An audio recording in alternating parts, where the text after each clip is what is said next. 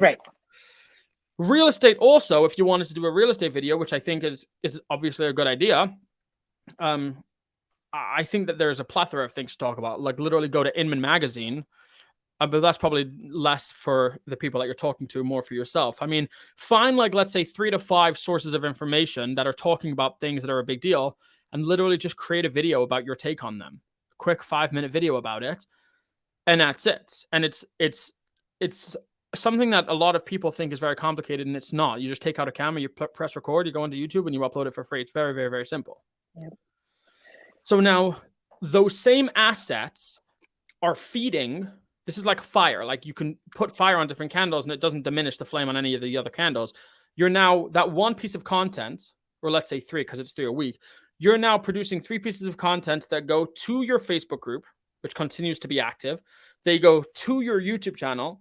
They go to your podcast. And all you're doing, like I said, you're interviewing one person a week. You're making a lifestyle video and you're making a real estate video. Mm-hmm. And it might feel like a lot of work because you're doing 3 videos a week. But like I said, those 3 videos are feeding all of those different things.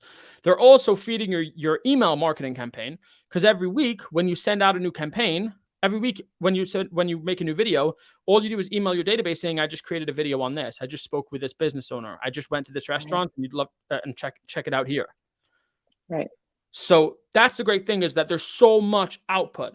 But I want you to focus on not about how much stuff is happening outwardly, because there's a lot of stuff happening externally.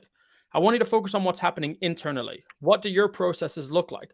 Because as overwhelming as anybody listening to this, and I feel like you actually are not, maybe I'm wrong, but I know that you take action on this stuff. But if anybody's listening to this feeling overwhelmed, I want you to recognize, like I said, externally, yeah, there's a lot of stuff happening. I've got a podcast now, I've got a YouTube channel, I've got a Facebook group, I've got email marketing.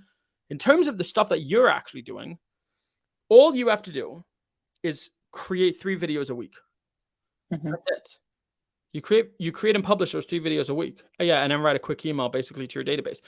That is the type of work that would take you about an hour and a half, let's say, minus the actual interview with the business owner. But let's even include that. That's probably about 3 hours, maybe 4 hours a week of work for you to get all of this marketing totally taken care of and done.